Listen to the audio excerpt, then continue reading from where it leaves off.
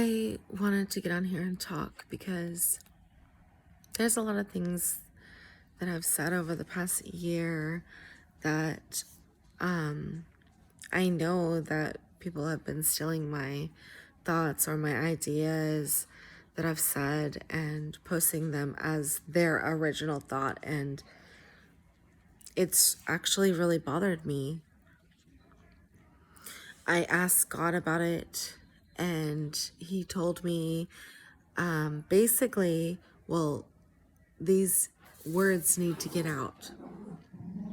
And if you don't have the courage to do it yourself, then how can you be mad about someone else getting this out? Because I need you to get this out. And it's really made me want to step up and be brave and get these out, because honestly, me and my family have been going through a lot this past year, and a lot of people probably don't even realize it. We have been gang stalked. Things that the person that I am, basically other people are pretending that that's them when it's not. That's me. Those are my thoughts. Those are my ideas. Those are things that I've been told or shown. And other people are passing them off as their own original ideas or whatnot. And I'm not going to stay quiet anymore. Me and my family have gone through a lot. Our family name has been slandered multiple times for no reason, because I don't want to be with somebody. I mean, I'm sorry, but you've gone way too far. I don't care how much money you think you make. You're not making it the right way. Period. You're not making it the right way. You're not honest. You're not legit. You're not ethical. You're nothing that I admire in somebody. Just because you have a lot of money doesn't mean that I admire you. If you earned it in the right way, ethically, then yes, I admire you very much so, because I truly believe that when you have a gift from God and you use it and you go for it, and that's how you make your money or whatever it is that you need to take care of your family, it's very admirable, very. But when you do illegal stuff like stealing from other people or putting hidden cameras in their houses and only taking what you want from them and passing it off as your own, and then posing some actress or whatever to make believe that that's this family, when in fact it's not, and you're making a lot of money off of it, that's not okay. It's not okay. It's illegal in so many different ways. And you think I'm stupid that I don't know about it? Oh, I know about it. Trust me, I know about it.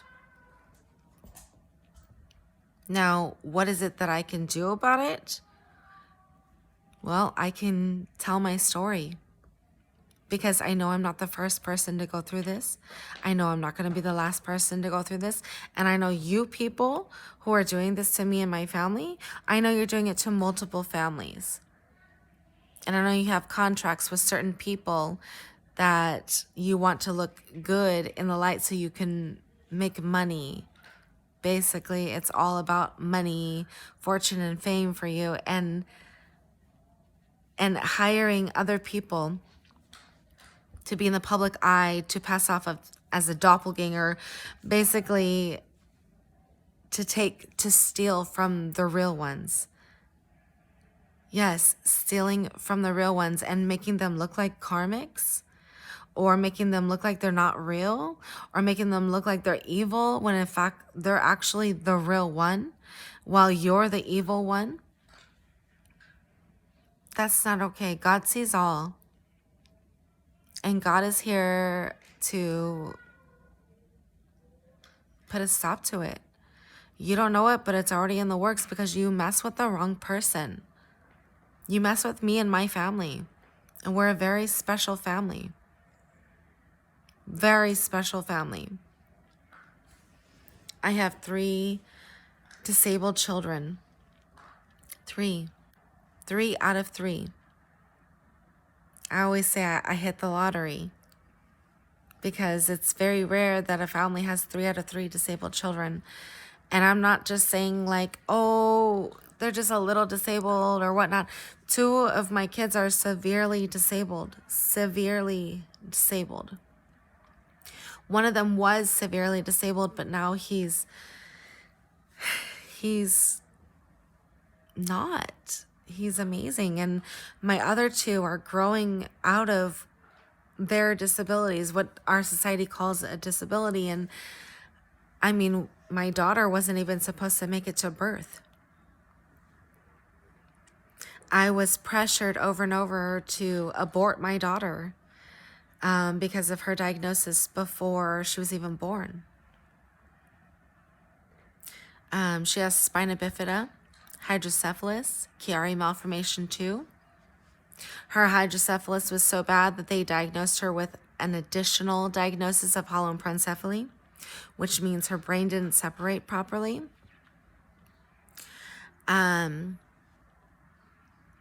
They pressured me. Every doctor, every specialist I talked to pressured me multiple times a week to abort her.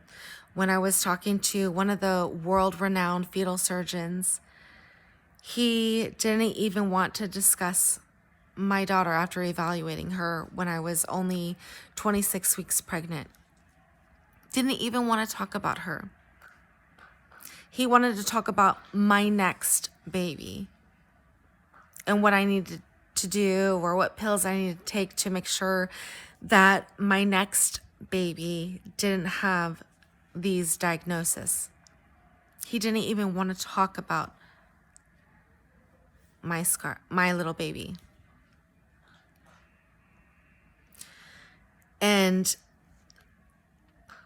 the transformations that me and my family, me and my kids have gone through, and their dads, it's only brought us closer to God. Every step of the way, every step we took, pushing forward, pushing through everything that we were told has only brought us closer to God.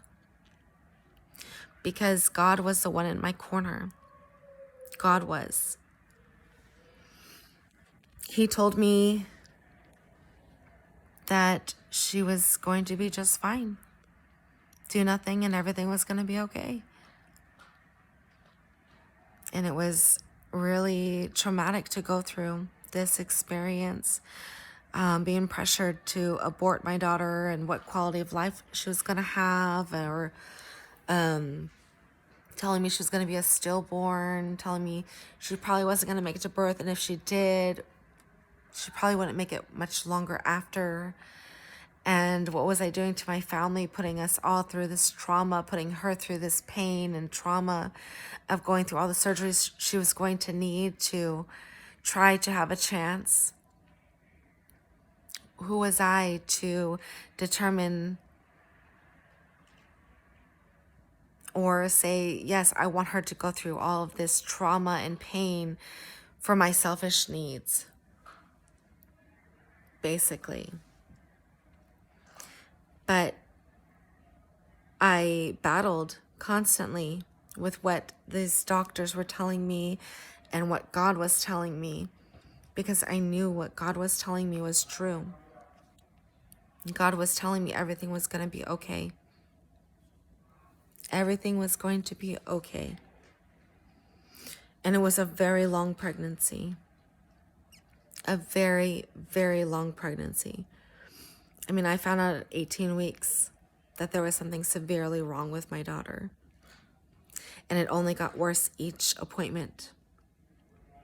And we got a glimmer of hope when we thought we could qualify for fetal surgery. And then when that was taken, it was devastating. It was devastating. So when God told me before we tried the fetal surgery, God was already telling me do nothing and everything was going to be okay. I really truly feel like it was God telling me this fetal surgery is not her journey that she chose. She chose a journey before she came here. She chose this life. She chose to take on these challenges because she has a purpose in this life. Her purpose is to inspire others despite all the odds stacked against you, no matter how small or how big you are. And she was just probably about this big at the time. And she had all the odds stacked against her that you could possibly imagine. But she chose me as her mom.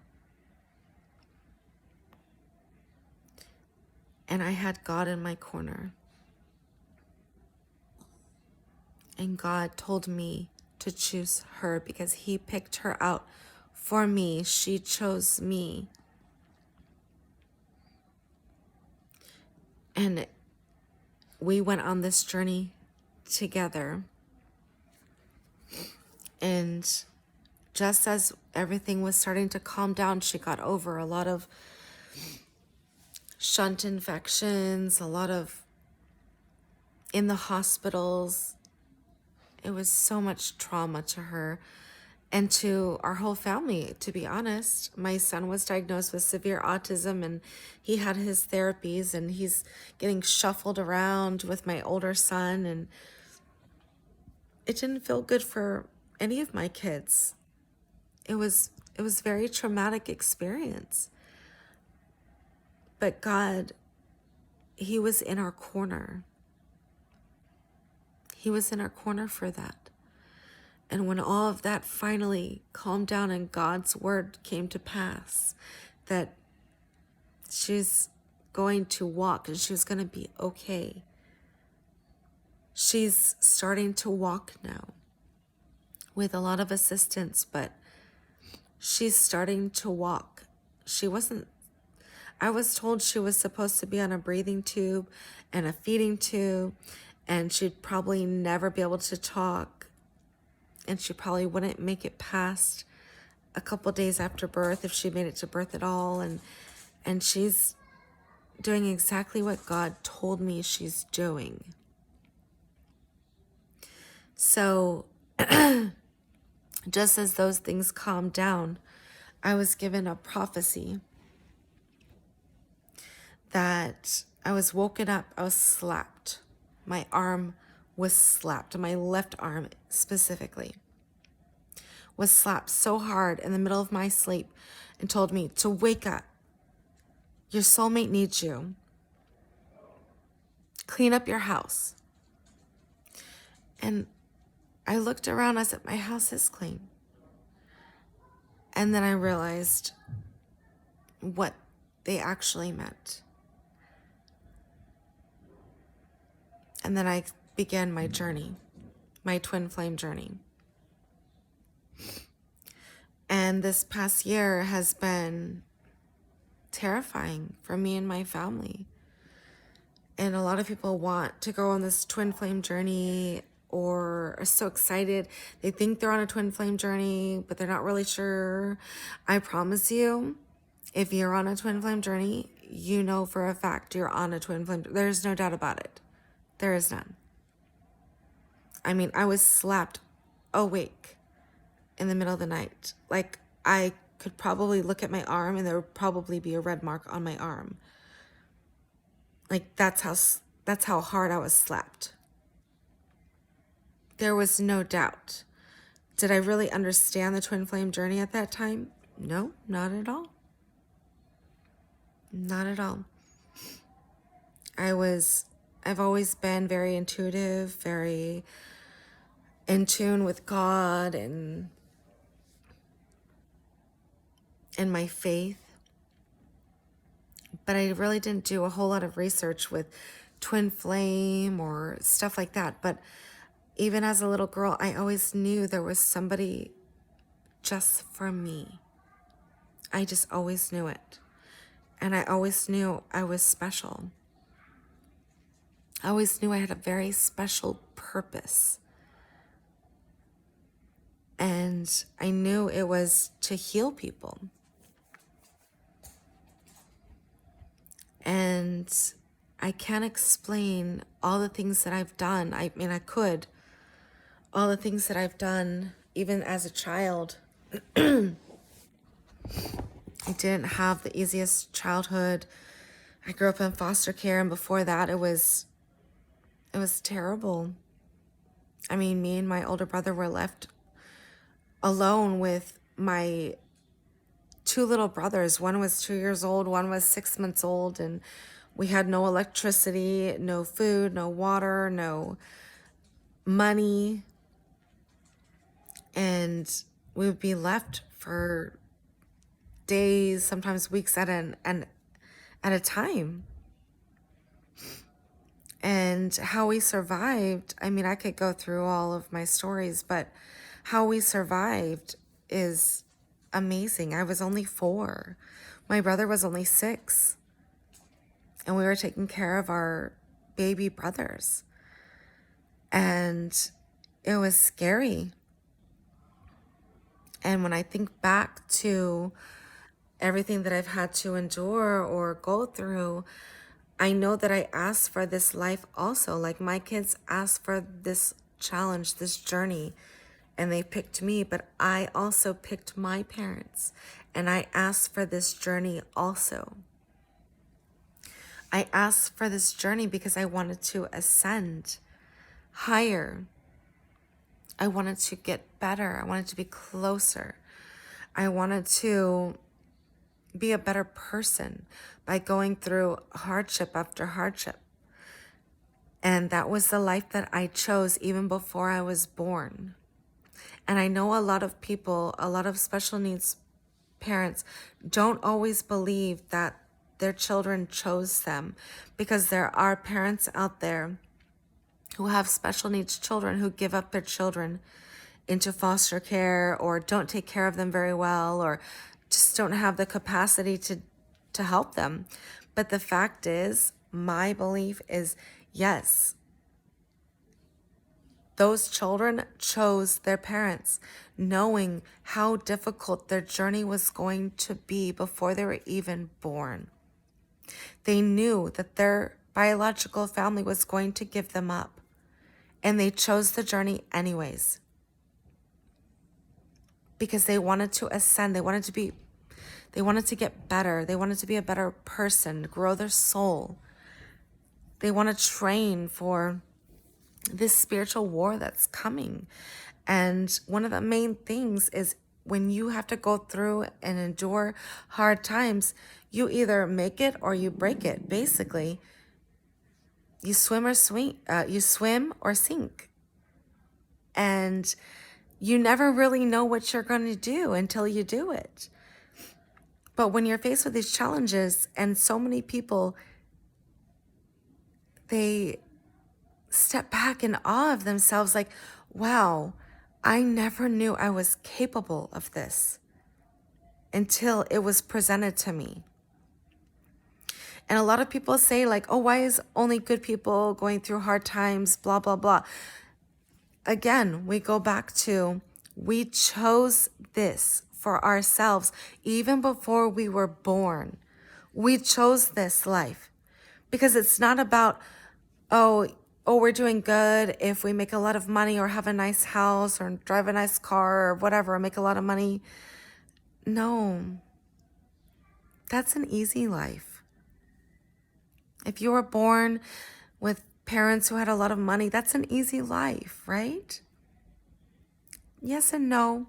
They have their challenges, but it's nothing compared to like someone who grew up in foster care, who had nothing, nobody. As a child, a baby, an infant still. Technically, children are considered infants until they're 5 years old. Having to fend for yourself as an infant. It's pretty amazing. And I know I'm not the first. I know it won't be the last. I know there's tons of children out there who have to go through the same thing. And the fact is that they chose this life for themselves because they're old souls, they're powerful souls, very powerful, very spiritual, very special souls. They chose a very difficult journey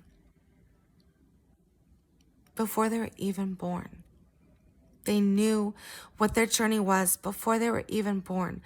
I knew what my daughter's journey was going to be before she was even born, and I chose to take it.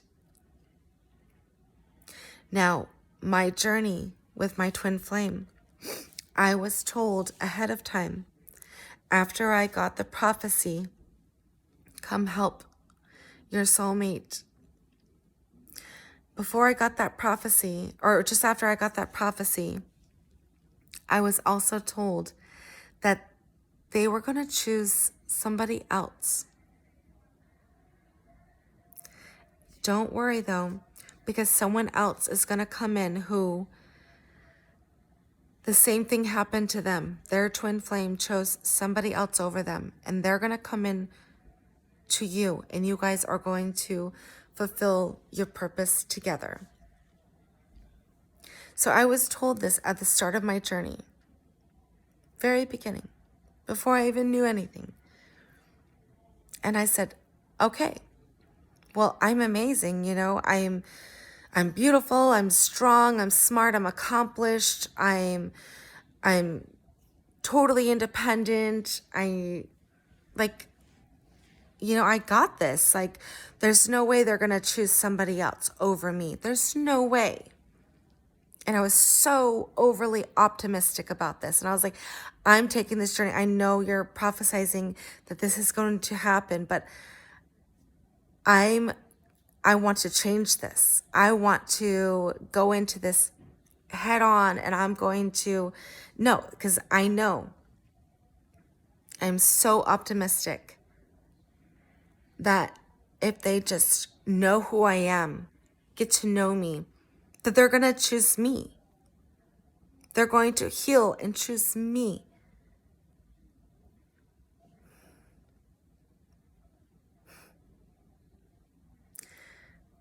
A couple months later, God told me that my twin flame had a 60% failure, that 40% chance he would choose me, 60% chance he was going to choose somebody else. It changed.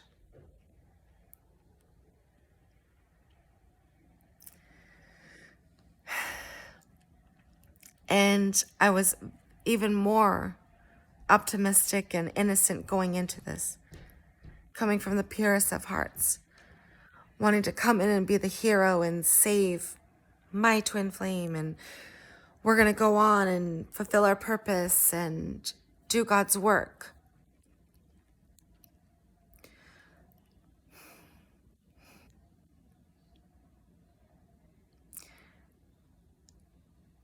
About 4 months later, I was then told to walk away.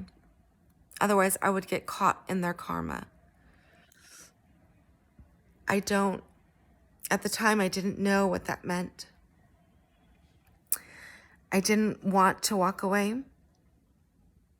I begged God over and over and over again to please don't make me walk away. I can do this. Even if we're not meant to be together, let me try to save him.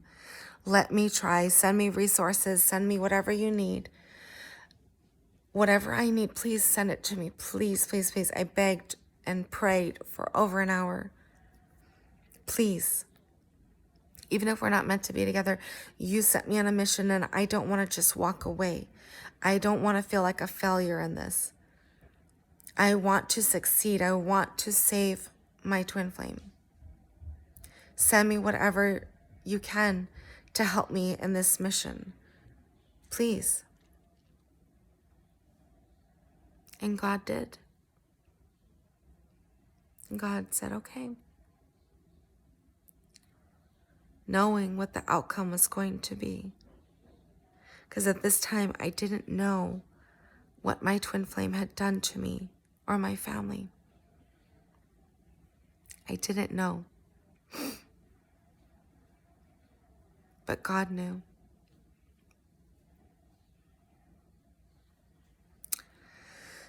So I continued on, getting stronger, learning, awakening more and more. And meanwhile, my name and my family's name were getting slandered on a catastrophic level for unknown reasons. I don't even know why. And I was scared. I didn't know what to do. We were getting spells thrown at us, walking into different scenarios and not sure of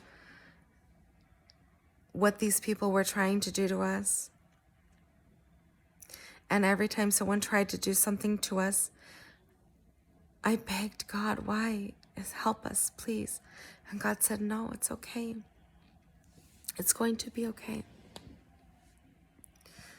I mean, we walked into a park one day and there was a whole mob waiting for us. I don't know why, but I felt it and I saw them and I could feel their energy. It wasn't good. It wasn't good. And I knew what they were there for. They were believing stuff that's posted online, which isn't even real. And I knew what they were there for. They wanted to hurt me and my family. And I could feel it.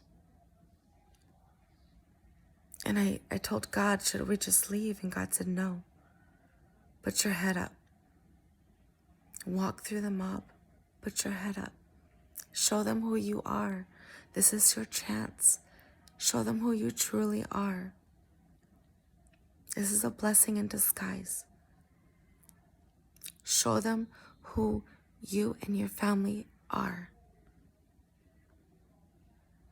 Not what someone else is trying to portray you guys as. Show them who you are. And I said, okay. I put my head up. I watched my kids like a hawk. And I knew I had God on my side. So I stepped out of my fear and I stepped into my power of love,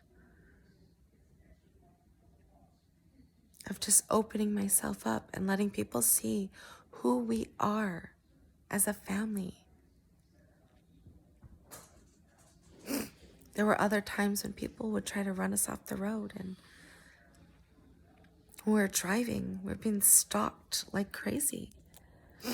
People would try to hit us with their car. It was terrible. And I would try to race around to try to get away from them. They would follow us, and I'm like, can't you just wait till my kids are out of the car? Wait till it's just me in the car.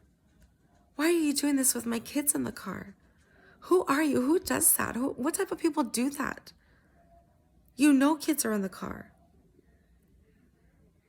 You know when I'm on my way back from my trip that my kids won't be on the car, so save it for then. Why do you try to hit a car when you know there's kids in there? Why? Because you think you're doing some sort of good work? When is that ever good work? Hurting children or hurting somebody. When is that ever good work? It's not. It was very scary. It was very scary. Everywhere me and my family went, we were being stalked, followed. I would start making jokes. God told me, it's okay because this is all going to be spun in your direction. You don't like to be in the spotlight, but you're meant to be in the spotlight. And you won't do it on your own. So this is going to be spun in your direction. It's going to be okay. Trust me. And I would make a joke when I'd go out. Oh, look, our entourage is following us and just try to spin it in a different way instead of saying stalkers or gang stalking or harassing us. I just turned it around and said, that's our entourage. Look at them. They just love us so much. They just want to follow us everywhere. Because sometimes it's all in perspective. If you just change your perspective, no matter what you're going through, it could really change everything. And God told me to change my perspective. They're my entourage. Period. They want us, they want to follow us. They want to take pictures and videos of us. Good. They can see who we actually are instead of what's being posted about us, which is not true. It's a chance for us to show them who we actually are. Because when you meet someone in person, you can get a good feeling about somebody. A really good feeling. You could really read them, read their energy, whether you know it or not, no matter how empathic you think you are or not. Most people, when you meet someone, you either get a good feeling about them or you just get a bad feeling, or you just gonna get like, I'm just gonna keep my distance, or gosh, I really like them, but I could tell they're guarded, or, you get those feelings and they're not for nothing. It's the energy they're emitting and you pick up on it. Some people's energies are really strong and some aren't. But no matter how subtle it is, you pick up on it. So it was just basically me changing my perspective. That's it, changing my perspective. I mean, we've had really awful things done to me and my family. People spitting on our food, following us, trying to run us off the road, harassing us. I mean, so many things, like I couldn't even go through everything that's been done to me and my family. I mean, there's people that have been breaking into my house, messing with our food and our water. I get this water that's filtered. I pay for osmosis water filtering, and they contaminated the tank. Yeah. I'm not a big fan of bottled waters. I'm just not. But I started using tap water because tap water is regulated more than bottled water, if you believe that. Yeah, and there's nothing added to it. But then that was tampered with when they saw that we were drinking from the tap water. So then I had to switch to bottled water. And then our food, our drinks in the fridge, and I mean, so many things have happened to me and my family. And I never for once thought it was my twin flame. I never thought it was my twin flame doing this or partaking in enjoyment of doing this to me. I never thought that. Ever.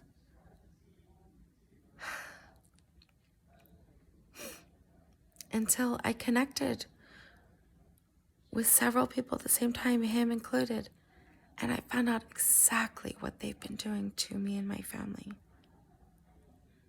And I was mortified. I was mortified that they could do that to us. And they did this to me and my family because they felt rejected.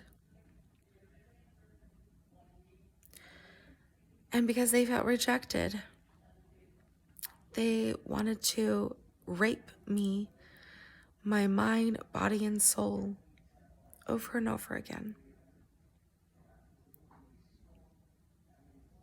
For payback. And make money off of it at the same time.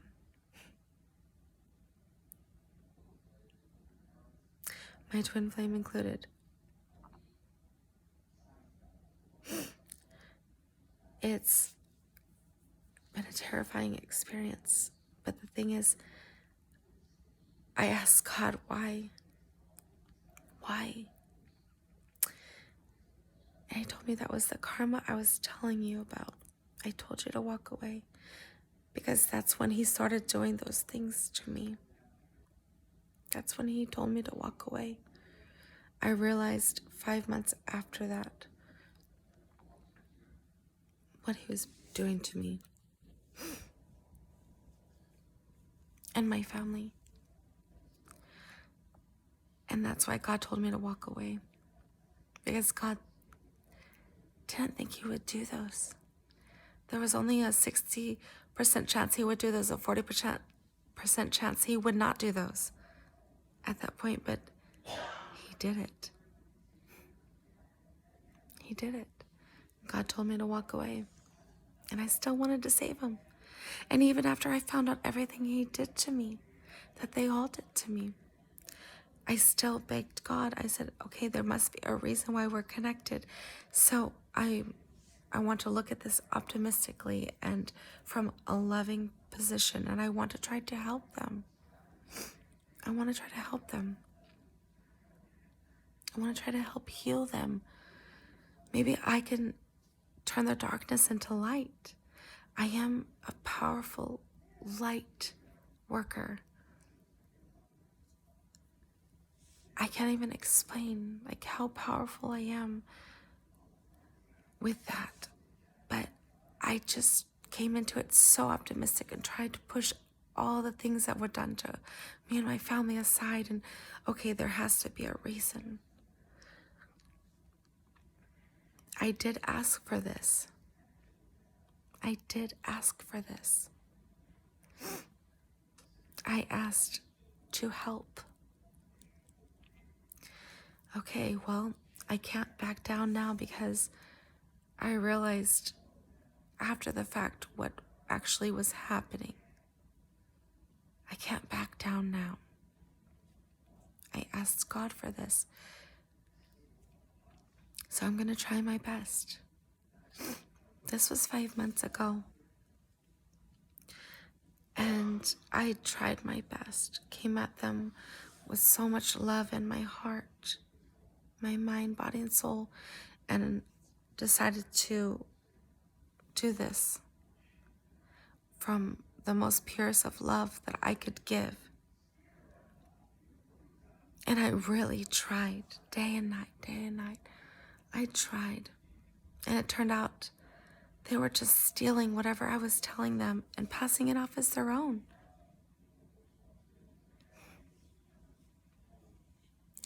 And they were going darker, basically going more and more into the darker side, getting darker and darker the more I tried to help.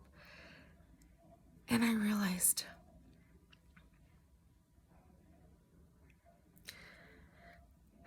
I can no longer help them. I've already helped them as much as I could possibly help them.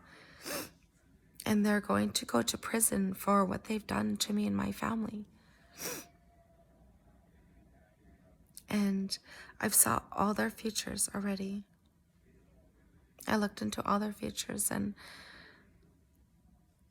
I already know they will not reach out for God, or they will not feel remorse for what they've done to not just me, but to others.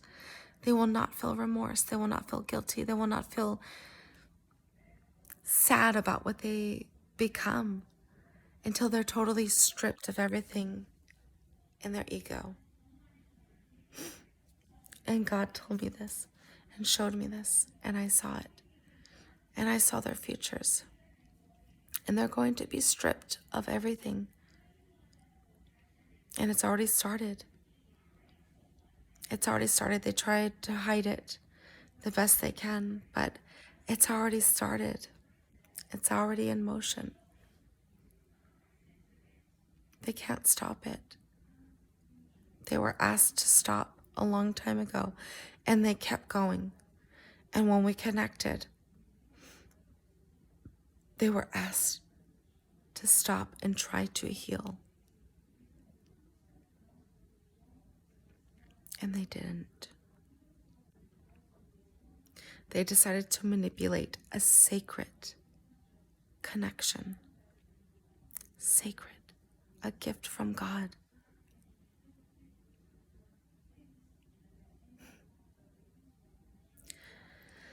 And I saw all their futures, and they don't like their futures, and they keep hoping that their future is going to change somehow.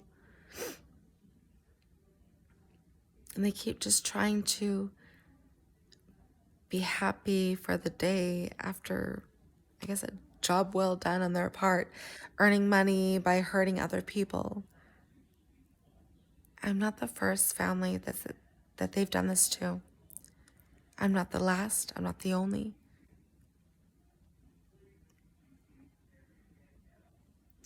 They've done terrible things to me and my family. Terrible things. Unspeakable, unforgivable things to me and my family.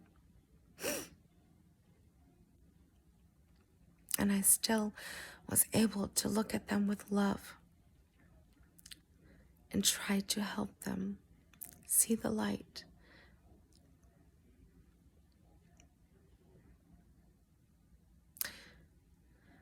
It wasn't easy. And I still struggle with my anger over what they've done and continue to do.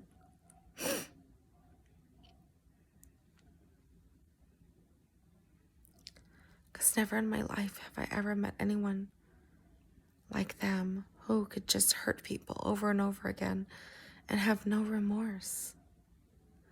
I mean, how do you not have any remorse? I lived a worse childhood than you, so you can't blame your childhood. I'm sorry. I had a pretty messed up childhood. And they already all agreed that my childhood was the worst out of all of them. By far, like not even a competition. And I chose light.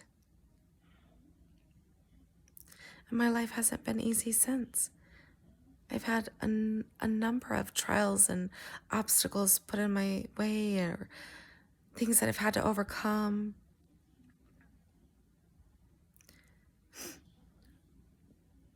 But I did, and I keep going, and I'm still standing. Me and my family are still standing because I am strong. My kids are strong, and we have a purpose. Our purpose is a very special one.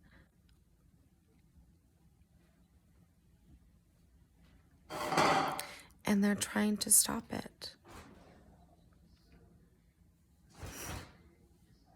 They're trying to stop other people for seeing us for who we actually are, and they want to pass off basically being doppelgangers, trying to pass themselves off as us, and they're not. I mean, my kids' names and birthdays, even before I was even half awoke, I chose them because it just stood out to me and it just sounded good to me. My oldest son, his name means from the land of the divine, the farmland of the divine.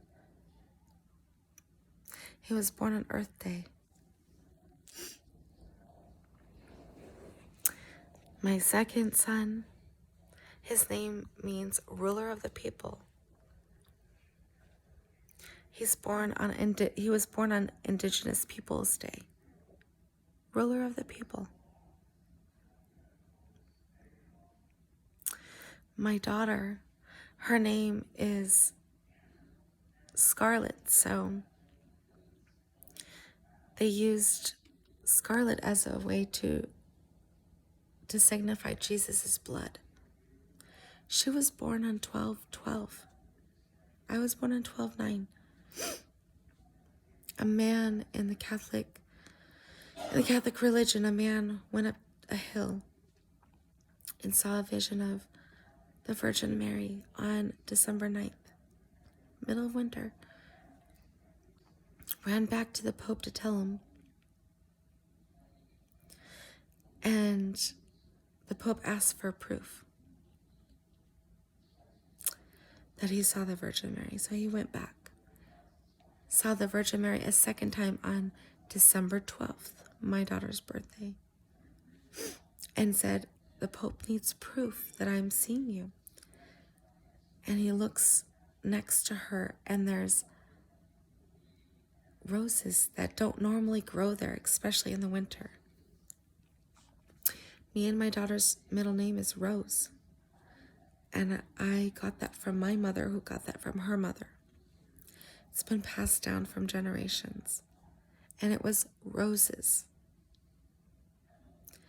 that don't grow in that area, that were foreign to Mexico, that were growing there. So he grabbed the roses. And then his coat that he was wearing had images of the Virgin Mary on it. He went back to the Pope to show him the proof.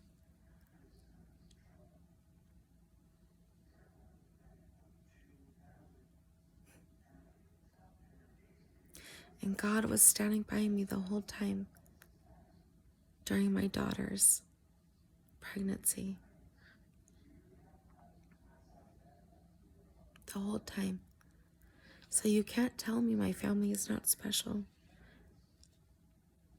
And why my very special kids chose me as their mother. Why God chose me.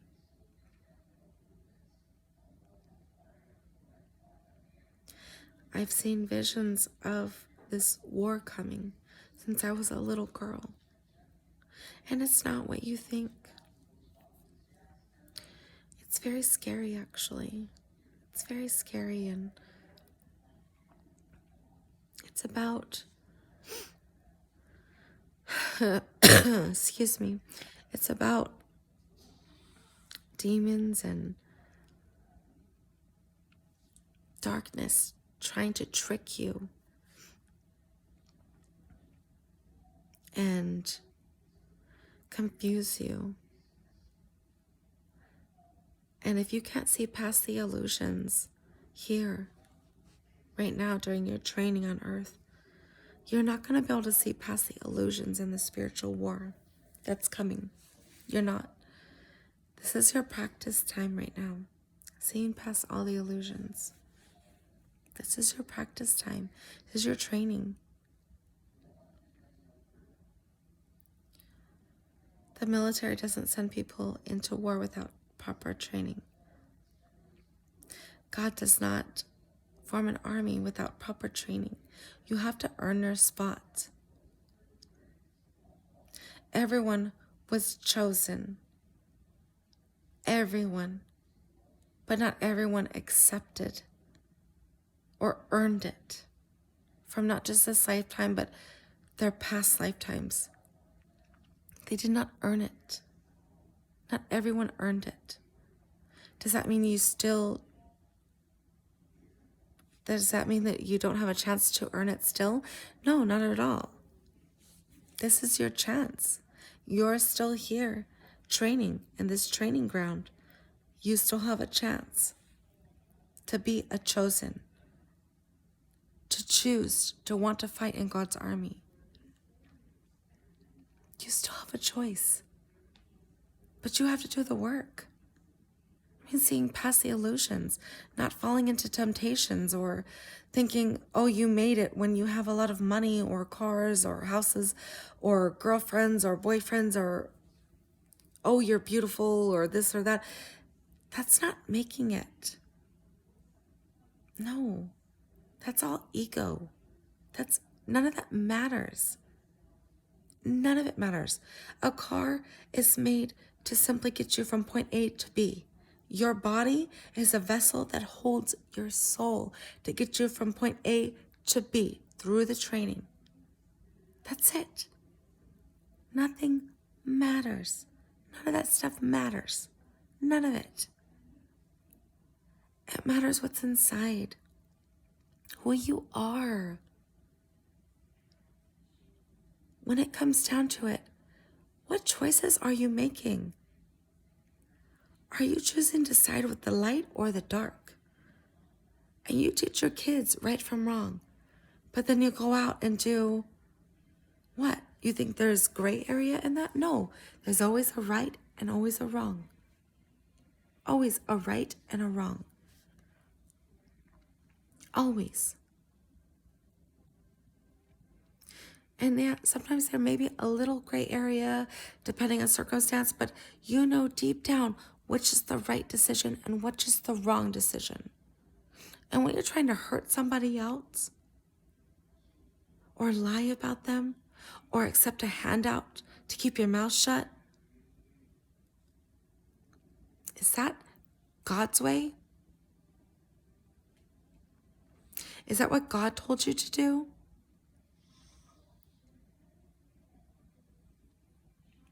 No. God did not tell you to do that. Who told you to do that?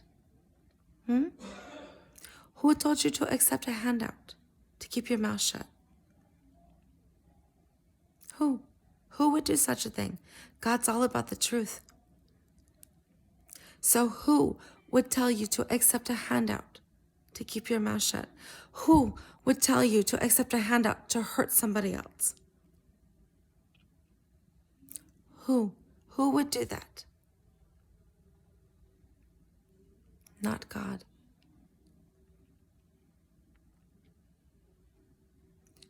And if you want to keep living in that illusion, then you have no spot in God's army, period. Because if you cannot pass your training here, you're not going to have a spot on his army. Because if you're there in his army serving on this spiritual war and you don't have the next person's back, you could hurt a lot of people. If you can't see past the illusions or resist temptation, you're going to hurt God's army of people who earn their spot there rightfully. So you will not have a spot in God's army until you finish your training here. This is your training.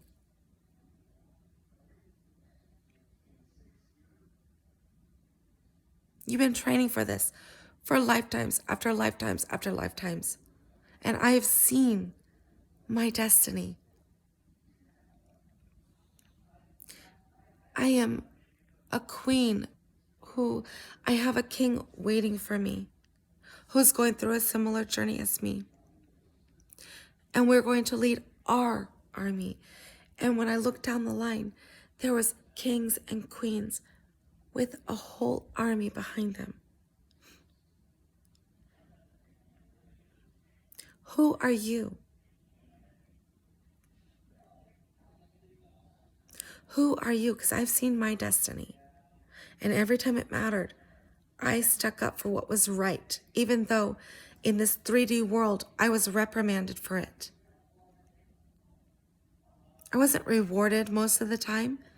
Hardly ever was I rewarded to stand up and do the right thing. Hardly ever. But it didn't stop me from continuing to do the right thing. So God rewarded me. God rewarded me. I didn't get any ego rewards, no promotions, no payouts, but God rewarded me for always choosing right over wrong, even if it meant that I would get written up for going against what my higher-ups were telling me to do, even though I knew it was wrong, because it was hurting other people, and it was wrong. And I was usually standing alone. No one would stand with me. No one. But I didn't care because I was their voice.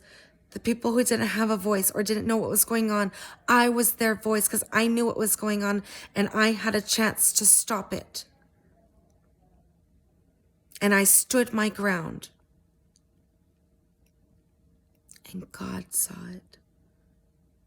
My angels, my ancestors, my spirit guides, they all saw.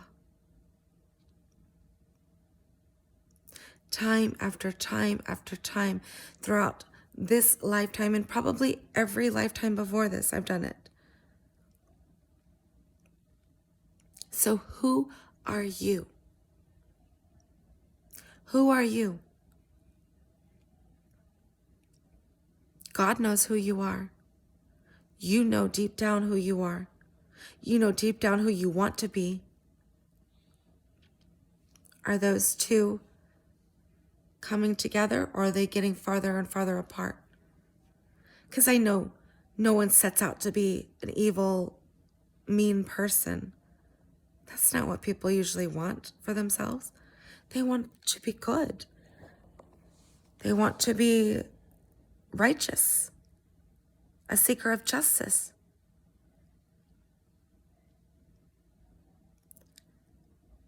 So sometimes you could trick yourself into thinking you are, but you're not making the choices that align with that thinking to get you closer to being the person that you want to be. And every choice either gets you closer to that person or farther away from that person. Every choice. And I mess up. I mess up a lot. I get tired. I get frustrated. I do. We all do. I don't yell at my kids. I don't hit my kids. I don't do anything to my kids. I'm a loving mother. But I do get tired. I do get tired. And I pray that every day that I have more strength than I did the day before. So I have the courage to go out in public and take my kids on adventures, because it's not easy. That's my biggest challenge right now, is taking my kids on adventures to the park, to amusement parks, to vacations. Like, that's my biggest challenge right now, is because I'm scared. When we leave our house, it's so uncertain for us because of all my kids' needs are all different, and it's scary for me. And sometimes I think about everything we're going to have to go through, and I get tired thinking about it. And I'm like, I'll just try to do it tomorrow. And I'm like, I need to try to do it today. I need to try to do it today. It's going to be exhausting. It's going to be tiring. Who knows what's going to happen. But I'll learn. I'll learn how to be better the next time, how to be more prepared if I bring this or that, or buy this certain thing to help us, or I don't know. But that's my challenge I'm struggling with currently, is going out with my kids. And that's my biggest challenge, because it's scary to me. I see all the dangers everywhere, and it's scary to me. And I'm working through it. A little bit at a time, I'm working through it and getting more and more brave. I mean, I started posting about some real stuff here. So, I mean, I feel like I'm stepping out of my comfort zone and really being brave. So, we all have our challenges, is my point. And the first step to overcoming your challenge is acknowledging what your challenge is. What is your challenge? What is it that you want to work on yourself? What is it? What is it that you need to work on? That you want to get better at? And what steps can you take to accomplish that? That's how we train here on this earth. That's how we train. Making a goal, being a better person, figuring out the steps it takes to get to that person, and following through.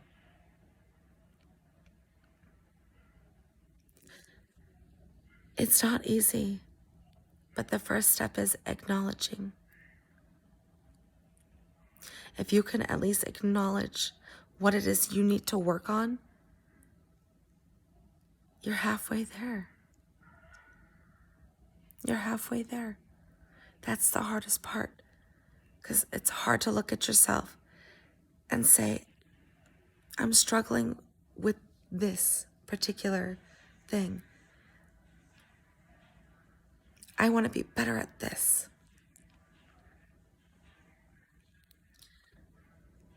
That's half the battle, is acknowledging. And then after that, you got your goal already. Then you figure out every day how to, okay, what steps can I do today to get myself closer to this goal? What can I do to put myself out there to try to go for it? And I'm not talking about money, houses, cars, blah, blah, blah, blah, whatever. That stuff just comes naturally when you start working on yourself. It does, I promise you. It just starts coming naturally. And it comes right when you need it the most. God will always provide you exactly what you need when you need it, not a moment sooner. Because there's lessons that you need to learn. And if you take shortcuts, easy way out, earning money in illegal ways, that's a shortcut.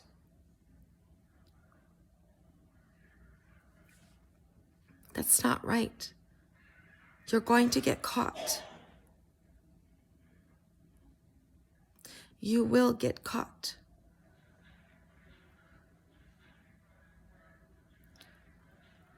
Doing things the right way, it takes longer.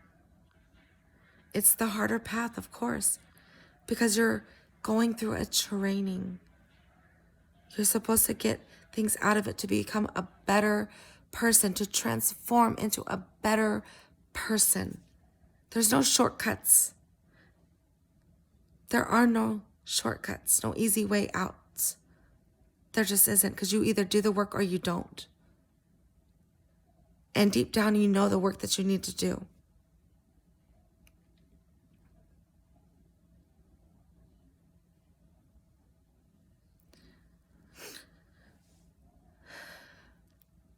So, a good thing is you should really try to acknowledge what it is you need to work on. That's a first step in training. Where is your lack at? Because you're still here. God wants you here to train. Where is your lack at that you need to work on? Because this war is coming whether we want it to or not. It's coming.